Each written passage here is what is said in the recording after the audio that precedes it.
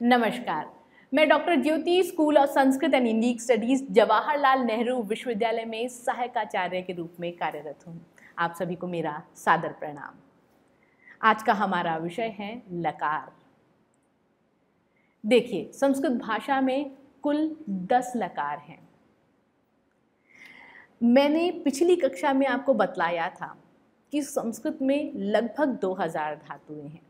प्रत्येक धातु अलग अलग अर्थों में या क्या कहें अलग अलग मूड्स, अलग अलग कालों को व्यक्त करती है। और एक धातु हो गई, जैसे हम उदाहरण के तौर पर समझते हैं, पढ़ता है, पढ़ेगा, पढ़ रहा था। तो पढ़ता है वर्तमान काल, पढ़ेगा भविष्यत काल, पढ़ रहा था भूतकाल, पढ़ो आदेश, पढ़ना चाहिए विधि। तो ये अलग अलग मूड्स हैं, अलग अलग काल हैं। जब किसी धातु के माध्यम से इन कालों, इन मूड्स को जब व्यक्त किया जाता है तो हम लकारों का प्रयोग करते हैं। और संस्कृत भाषा में कुल 10 लकार हैं। सामान्यतया इन सभी लकारों का प्रयोग कर्तृवाच्य, कर्मवाच्य व भाववाच्य को बताने के लिए किया जाता है। तो विभिन्न कालों को व्यक्त करने के लिए, विभिन्न भावों को व्यक्त करने के लिए आप लकारों का प्रयोग करते हैं। लकार कहते किसे हैं? लकार क्या है?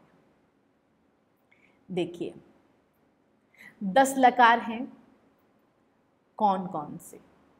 लट, लिट, लुट, लिट, लेट, लोट, लंग, लिंग, लुंग और लिंग। ये 10 लकार है। ये सारे के सारे लट, लिट, लुट, लिट, लेट, लोट, लंग, लिंग, लुंग और लिंग, ये सारे किस वर्ण से प्रारंभ हो रहे हैं? ल से। इसलिए इनको क्या कहा जाता है? लकार। तो लट, लिट, लुट, लिट, लेट, लोट, लंग, लिंग, लुंग और लिंग। अब देखिए, लट में अंत में क्या है? ट। लिट में अंत में क्या है? ट। ट पे हलंत है। लुट में अंत में क्या है? ट। लिट में अंत में ट। लेट में अंत में ट और लोट में अंत में ट। इसलिए ये कैसे लकार हैं? ये वो वाले लकार हैं जिनके अंत में ट है। और ये कितने हैं? 6 हैं।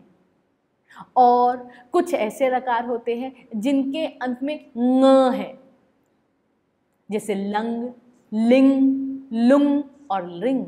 इन सभी के अंत में क्या है? ङ। क, ख, ग, घ, ङ। आपको यहीं से उच्चारण करना है इसका। ये अड़ंगा या पता नहीं क्या क्या इसका उच्चारण होता है। आप इसका उच्चारण कैसे करना है? ङ, कंग, तो ङ, ङ। इन 10 लकारों में से जो हमने 5वां लकार किया, लेट लकार, लेट लकार का प्रयोग केवल और केवल वेदों में होता है। वेदों में बाकी लकारों का भी प्रयोग होता है, लेकिन लेट लकार का प्रयोग केवल वेद में ही करते हैं हम। उसका लौकिक भाषा में जो सामान्य भाषा है, जो इसे रामायण, महाभारत या हमारे संस्कृत के काव्य या गीता इत्यादि, इनमें हम लेट लकार का प्रयोग नहीं करते। लेट लकार का प्रयोग आपको वेदों में ही मिलेगा, ऋग्वेद, यजुर्वेद, सामवेद, अथर्ववेद। लौकिक संस्कृत में देखिए, संस्कृत भाषा 2 प्रकार की, एक वैदिक संस्कृत और एक लौकिक संस्कृत। वैदिक संस्कृत में बाकी लकार भी हैं, लेकिन लेट लकार एक ऐसा लकार है जो आपको सिर्फ वेदों में मिलेगा, लौकिक संस्कृत में नहीं मिलेगा। तो आजकल की जो बोलचाल की भाषा है संस्कृत की, वो लौकिक भाषा है, जिसमें रामायण, महाभारत, गीता, कालिदास जी के द्वारा विरचित जितने काव्य हैं वे सभी, या आधुनिक जितने भी हैं काव्य, वे सभी लौकिक संस्कृत कही जाती है। तो हमारे पास कुल कितने लकार हैं? 10 लकार। लेट लकार की अभी हम यहाँ पर चर्चा नहीं करेंगे। लेट के अतिरिक्त एक और लकार है लिंग लकार। लिंग लकार जो है उसके दो भेद हैं। कौन कौन से? एक विधिलिंग लकार और एक आश्रयलिंग लकार। तो इस प्रकार यद्यपि हम लेट लकार पर चर्चा नहीं कर रहे, हमारे कुल 10 लकार थे। 10 में से एक लकार था लेट लकार, वो तो वेदों में ही प्रयुक्त होता है और हम यहाँ पर लौकिक संस्कृत की चर्चा करें तो उस पर तो चर्चा करेंगे नहीं। बाकी जो आपके 9 लकार बचे हैं, उन 9 लकारों में से जो लिंग लकार है उसके 2 भेद हैं, विधिलिंग लकार और आश्रयलिंग लकार, इसलिए हमारे पुनः 10 ही लकार हो जाते हैं। तो आइए इनके अर्थों पर अब हम चर्चा करते हैं। सबसे पहले है लट लकार। लट लकार का प्रयोग हम वर्तमान काल के अर्थ में करते हैं, प्रेजेंट टेंस। जैसे रामः गायति, राम गाता है, या फिर राम गा रहा है। तो ये कौन सा लकार है? लट लकार। ये कौन सा काल है? वर्तमान काल। गाने की ये जो क्रिया हो रही है वो कब हो रही है? ये वर्तमान काल में चल रही है, इसलिए यहाँ आप लट लकार का प्रयोग करेंगे। यदि आप कोई ऐसा वाक्य कहना चाह रहे हैं जो वर्तमान काल से संबंधित है तो आपको वहाँ पर लट लकार का प्रयोग करना होगा। लट लकार का प्रयोग जैसे ती तह अंति सी थह थ मी वह मह, पठति पठतः पठन्ति, पठसि पठथः पठथ, पठामि पठावः पठामः, ये लट लकार है। अब यदि अगर मैं लट लकार में ही पीछे यदि स्म का प्रयोग कर दूं, जैसे रामः गायति स्म, तो ये जो स्म है इसका अर्थ होता है था। तो ये स्म होने के कारण लट लकार पास्ट टेंस में चला जाता है, मतलब वो पास्ट के अर्थ को बोधित करने लग जाता है, भूतकाल के अर्थ को बोधित करने लगेगा। तो राम गाता था, यदि सिर्फ इतना है रामः गायति अर्थात राम गाता है, राम गा रहा है। यदि रामः गायति स्म, अगर आपने स्म का प्रयोग कर दिया तो राम गाता था। ठीक है, आपको इसका स्म का ध्यान रखना होगा। आगे है लिट लकार। देखिए, लिट लकार का प्रयोग भूतकाल के अर्थ में होता है, लेकिन भूतकाल भी कैसा वाला भूतकाल? ऐसा भूतकाल जो परोक्ष हो। ये परोक्ष किसे कहते हैं? परोक्ष जो जिसका आपने प्रत्यक्ष ना किया हो, जो आपके जीवन में घटना घटित न हुई हो, ऐसा भूतकाल।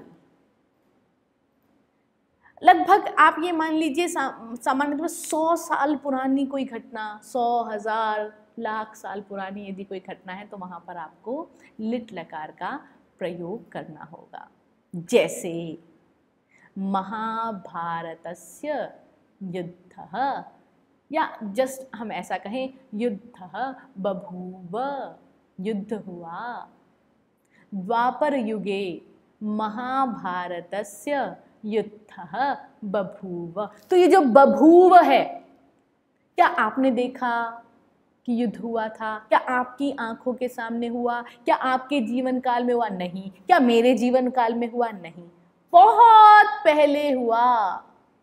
तो वो परोक्ष भूतकाल है। इतना जो पुराना भूतकाल हो, वहां आप कौन से लकार का प्रयोग करते हैं? लिट लकार का प्रयोग। अब बात आती है लुट लकार की। देखिए, लुट लकार अनद्यतन भविष्यत काल को द्योतित करने के लिए लुट लकार का प्रयोग होता है। ये अनद्यतन भविष्यत काल क्या है? भविष्यत काल तो आप समझते हैं, भविष्य काल, लेकिन अनद्यतन, अद्य मतलब आज का, अनद्यतन जो आज का नहीं है। जैसे आज की कोई, आज वर्षा होगी, अभी हुई तो नहीं, आज वर्षा होगी, तो ये अद्यतन भविष्यत काल कहलाएगा। लेकिन कल वर्षा होगी, परसों वर्षा होगी, ये अनद्यतन भविष्यत काल कहलाएगा। तो लुट लकार का प्रयोग आप अनद्यतन भविष्यत काल में करते हैं। जैसे अगर कोई कहे कि कल वर्षा होगी, श्वः वर्षा भविता, कल वर्षा होगी। इस वाक्य में कल आ गया, कल, परसों, तरसों। यदि किसी वाक्य में कल, परसों, तरसों आदि आ जाता है तो वहां पर निश्चित रूप से आपको लुट लकार का ही प्रयोग करना है भविष्यत काल के अर्थ में। मान लीजिए यदि किसी वाक्य में, यद्यपि संस्कृत साहित्य में लुट लकार का बहुत कम प्रयोग आपको मिलेगा, फिर भी जानना आवश्यक है। तो भविता, भविता, भवितारौ, भवितारः, इस तरीके से इसके रूप चलते हैं। भविता, भवितारौ, भवितारः, भवितासि, भवितास्थः, भवितास्थ, भवितास्मि, भवितास्वः, भवितास्मः, इस प्रकार से इसके रूप चलते हैं। मान लीजिए यदि किसी वाक्य में यदि कोई आज की घटना है, वहां तो आप लुट लकार का, आज का फ्यूचर है, आज की भविष्यत काल की कोई घटना होने वाली है, वहां आप लुट लकार का प्रयोग नहीं कर सकते। लेकिन यदि किसी वाक्य में कल, परसों, तरसों, 100 वर्ष बाद, 3 साल बाद, यदि ऐसी कोई घटना का वर्णन है तो वहां पर आपको लुट लकार का प्रयोग करना चाहिए या कर सकते हैं। यदि नहीं है तो भी कर सकते हैं, लेकिन बस अद्यतन भविष्यत नहीं होना चाहिए। आज का भविष्यत काल में आप लुट लकार का प्रयोग नहीं करेंगे। अब बात आती है लृट लकार। लृट लकार सामान्य भविष्यत के लिए, भविष्यत काल को द्योतित करने के लिए लृट लकार का प्रयोग किया जाता है। जैसे यदि मैं घर जाऊंगा, ऐसा कहना है, अहम गृहम गमिष्यामि, गमिष्यति, गमिष्यतः, गमिष्यन्ति, गमिष्यसि, गमिष्यथः, गमिष्यथ, गमिष्यामि, गमिष्यावः, गमिष्यामः, ये लृट लकार का गम धातु का प्रयोग है। अब हम लृट लकार का प्रयोग लेकिन कहाँ करते हैं? मान लीजिए आज कुछ घटना, आज मैं जाऊंगी, अद्य अहम गमिष्यामि, आज मैं देखूंगी, अद्य अहम द्रक्ष्यामि, आज मैं घूमने जाऊंगी, अद्य अहम भ्रमिष्यामि। तो आज का यदि भविष्यत काल है तो वहां पर तो आपको निश्चित रूप से लृट लकार का ही प्रयोग करना है। लेकिन यदि किसी वाक्य में कल, परसों आदि नहीं है तो वहां पर भी आप लृट लकार का प्रयोग कर सकते हैं। जैसे मान लीजिए मैं जाऊंगा, अहम गमिष्यामि, यहाँ पे यद्यपि आज नहीं है, हो सकता है आप 2 दिन बाद जाएं, आप परसों जाएं, आप तरसों जाएं, आप 10 दिन बाद जाएं, वहां भी तो सामान्य भविष्यत के लिए भी आप लृट लकार का प्रयोग कर सकते हैं। बस यदि वाक्य में अद्य आ गया तो आप लुट लकार का प्रयोग नहीं कर सकते। अद्य, आज वाले भविष्यत में आप लुट लकार का प्रयोग नहीं करेंगे, आज वाले भविष्य में आप लृट लकार का प्रयोग ही करेंगे, और अन्य भविष्यत काल में भी आप लृट लकार का प्रयोग कर सकते हैं। ये यहाँ पर ध्यान देने वाली बात है। अब बात आती है लोट लकार। लोट लकार का प्रयोग कहाँ होता है? देखिए, विधि, निमंत्रण, आमंत्रण, प्रेरणा, प्रार्थना, इन सभी अर्थों में किसी को आदेश आप दे रहे हैं, किसी को कुछ कह रहे हैं कि ऐसा करो, ऐसा करना चाहिए, वहाँ आप किसी को प्रेरित कर रहे हैं, प्रार्थना कर रहे हैं, आशीर्वाद दे रहे हैं, तो वहाँ भी लोट लकार का प्रयोग होता है। जैसे उदाहरण के तौर पे मैं कहूँ, त्वम पठ, तुम पढ़ो, त्वम लिख, तुम लिखो। इसके रूप कैसे चलते हैं? जैसे पठ धातु का देख लेते हैं।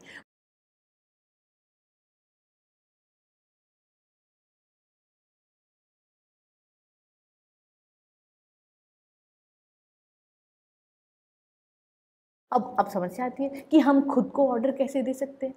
पठानी तो होता है जैसे आप किसी से पूछे, मैं पढ़ूं, अहम पठानी, वहां आप इसका प्रयोग कर सकते हैं। त्वम पठा, तुम पढ़ो, त्वम लिखा, तुम लिखो। अब बहुत सारे, वे सब जाएं ते गच्छन्तु, वे सब बोले ते वदन्तु, वे सब लिखें ते लिखन्तु, वह लिखे लिखतु, आप लिखो, भवान लिखतु।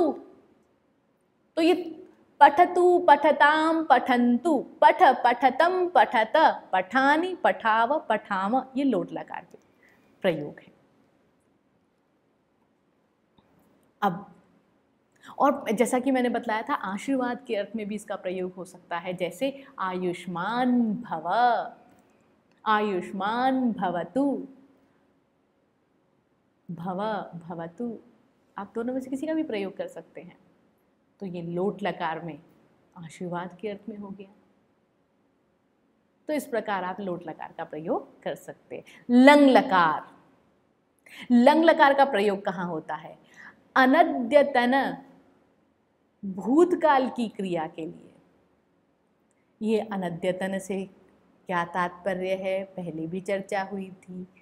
अद्यतन मतलब आज का, और अनद्यतन मतलब जो आज का नहीं है। कल हुई कोई घटना, परसों कोई घटना हुई भूतकाल में, तरसों कोई घटना 40 वर्ष पहले हुई, 50 वर्ष पहले हुई, 100 वर्ष चाहे पहले हुई हो, वहां आप लंग लकार का प्रयोग कर सकते हैं। जैसे सह अपठत, वह पढ़ रहा था, वह पढ़ता था। सह अलिखत, वह लिख रहा था, वह लिखता था। अगर अब जैसे हमने देखा था कि भूतकाल में हमने लिट लकार को भी देखा था, भूतकाल के अर्थ में हम लंग लकार को भी देख रहे हैं।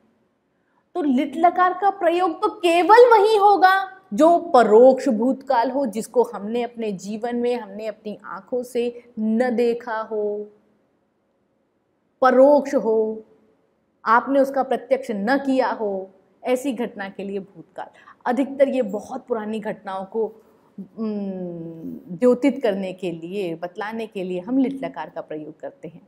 लेकिन लंग लकार, लंग लकार ऐसा लकार है कि कल कोई घटना हुई, परसों कोई घटना हुई, तब आप लंग लकार का प्रयोग कर सकते हैं। और साथ ही यदि 100 वर्ष पुरानी घटना है तो भी आप प्रयोग कीजिए, 200 वर्ष पुरानी घटना है तो भी आप कीजिए, 1000 वर्ष पुरानी घटना है तो भी आप कीजिए, द्वापर युग की कोई घटना है तो भी आप कीजिए, वहां भी लंग लकार का प्रयोग किया जा सकता है। ये साहित्य जब आप पढ़ेंगे तब आप देखेंगे सारा प्रयोग। तो श्री राम अयोध्याम अगच्छत, श्री राम अयोध्या गए, श्री राम अयोध्याम अगच्छत। अब ये लंग लकार में रूप कैसे चलते हैं, तो हम पठ धातु के रूप देख लेते हैं। अपठत, अपठताम, अपठन। अपठः, अपठतम, अपठत। अपठम, अपठाव, अपठाम। अपठत मतलब वह पढ़ रहा था या वह पढ़ता था। अपठताम, वे दो पढ़ते थे या पढ़ रहे थे। अपठन, वे सब पढ़ते थे या पढ़ रहे थे। अपठः, तुम पढ़ते थे या पढ़ रहे थे। अपठतम, तुम दोनों पढ़ रहे थे या पढ़ते थे। और अपठत, तुम सब पढ़ रहे थे या पढ़ते थे। अपठम, मैं पढ़ रहा था या मैं पढ़ रही थी, या मैं पढ़ती थी, या मैं पढ़ रहा था। अपठाव, हम दोनों पढ़ रहे थे या पढ़ते थे। अपठाम, हम सब पढ़ रहे थे या पढ़ते थे। तो अपठत, अपठताम, अपठन, अपठः, अपठतम, अपठत, अपठम, अपठाव, अपठाम। बार बार इसलिए बोल रही हूँ ताकि आप उच्चारण जाने, कैसे इनका उच्चारण किस प्रकार किया जाता है। अब बात आती है लिंग लकार की। जिन अर्थों में लोट लकार का प्रयोग होता है, उन्हीं अर्थों में लिंग लकार का भी प्रयोग होता है। लिंग लकार को तो देखिए हमने पहले भी चर्चा की थी कि लिंग लकार का हमने दो भागों, लिंग लकार दो प्रकार का होता है, एक विधि लिंग लकार और एक आशीर् लिंग लकार। आशीर् लिंग लकार कैसा होता है? किसी को आशीर्वाद देने के अर्थ में आशीर् लिंग का आप प्रयोग करेंगे, जैसे शुभम भूयात, शुभ हो। और विधि लिंग लकार जैसे वह पुस्तक पढ़े या उसे पुस्तक पढ़नी चाहिए, सह पुस्तकम पठेत। कैसे रूप चलते हैं विधि लिंग लकार में? पठेत, पठेताम, पठेयुः, पठेः, पठेतम, पठेत, पठेयम, पठेव, पठेम। पठेत, सह पठेत, उसे पढ़ना चाहिए। पठेताम, उन दोनों को पढ़ना चाहिए। पठेयुः, उन सबको पढ़ना चाहिए।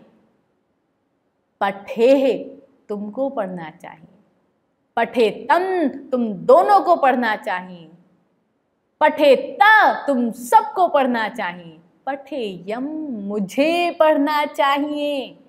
पठेव, हम दोनों को पढ़ना चाहिए। पठेम, हम सबको पढ़ना चाहिए। तो लिंग लकार चाहिए के अर्थ में, किसी प्रार्थना के अर्थ में, विधान के अर्थ में, विधि के अर्थ में, इन सभी अर्थों में लिंग लकार का प्रयोग होता है। आशीर् लिंग लकार का प्रयोग आप जानते हैं, यदि किसी को आशीर्वाद देना हो तो वहाँ आशीर् लिंग का प्रयोग किया जाता है।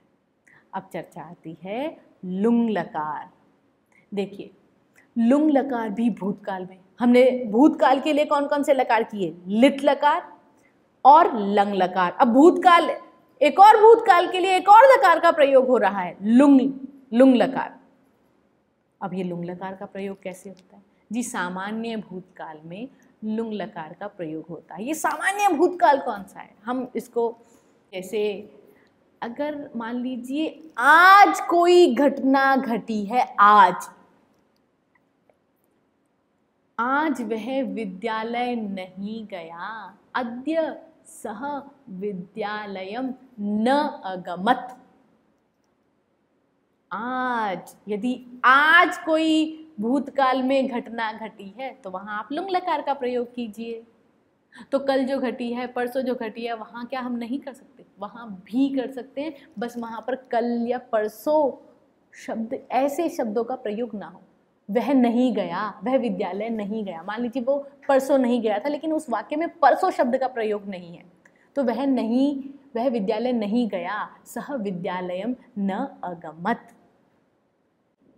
तो इसके अब गम धातु में हम रूप देख लेते हैं कैसे चलते हैं। अगमत, अगमताम, अगमन, अगमः, अगमतम, अगमत, अगमम, मैं गई। अगमताम, अगमम, अगमाव, अगमाम। तो अगमत, अगमताम, अगमन, अगमः, अगमतम, अगमत, अगमम, अगमाव, अगमाम। अब चर्चा आती है लिंग लकार की। देखिए, ये हमारा अंतिम लकार है लिंग लकार। इसको बड़े सामान्य अर्थों में जानते हैं। देखिए, कोई ऐसी घटना जो भूतकाल में नहीं घटी और उसके कारण भविष्यत काल में यदि वो घटना हो जाती तो भविष्यत काल में ऐसा हो जाता, यदि आपको ऐसे भाव को यदि व्यक्त करना है तो वहां पर आप लिंग लकार का प्रयोग करेंगे। कहा जाता है हेतु हेतु मत भाव, कार्य कारण भाव, अर्थात कोई चीज हुई या नहीं घटी तो उस कारण ये भी नहीं हुआ। तो ऐसा जो भाव है उसको व्यक्त करने के लिए, जैसे एक उदाहरण लेते हैं। यदि सह अत्र अभविष्यत, यदि वह यहाँ होता, तर्हि मया सह ग्रामम अगमिष्यत, तो मेरे साथ गांव जाता। यदि वो यहाँ होता तो मेरे साथ गांव जाता। वो यहाँ है ही नहीं तो गांव जा भी नहीं पाया। तो ऐसा जो आपको भाव है यदि वो व्यक्त करना है, यदि सह अत्र अभविष्यत, यदि वो यहाँ होता, तर्हि मया सह ग्रामम अगमिष्यत, गांव जाता। तो वो यहाँ है भी नहीं, किसी क्रिया की असिद्धि हो चुकी है। तो ऐसी किसी क्रिया की असिद्धि, कोई कार्य संपन्न नहीं हुआ, उस कारण भविष्यत काल में भी कोई घटना नहीं घट पाई। ऐसे भाव को व्यक्त करने के लिए लिंग लकार का प्रयोग किया जाता है। जैसे एक और उदाहरण लेते हैं, यदि आज वर्षा होती तो मैं महाविद्यालय नहीं जाती, मैं विश्वविद्यालय नहीं जाती। यदि अद्य वर्षा अभविष्यत् तर्हि अहम विश्वविद्यालयम न अगमिष्यम। इसके रूप कैसे चलते हैं, हम भू धातु का देख लेते हैं। अभविष्यत्, अभविष्यताम, अभविष्यन्, अभविष्यः, अभविष्यतम, अभविष्यत, अभविष्यम, अभविष्याव, अभविष्याम। जो लिट लकार है, लिट लकार के भी बहुत सरल होते हैं। पठिष्यति, पठिष्यतः, पठिष्यन्ति, पठिष्यसि, पठिष्यथः, पठिष्यथ, पठिष्यामि, पठिष्यावः, पठिष्याम। श जो आता है, तो आपको क्या करना है, लिट लकार और लंग लकार इन दोनों को जोड़ दीजिए। लंग लकार में अ, पठत, अ और त, और बीच में लिट लकार के पार्ट को आप बीच में ले लीजिए, तो आपका लिंग लकार बन जाएगा। तो आपको किस किस को जोड़ देना है, एक लंग लकार और लिट लकार को जोड़ दीजिए, तो आपका लिंग लकार बन जाता है। तो इस प्रकार हमें ने देखा इन 10 लकारों के अलग अलग अर्थों को जाना।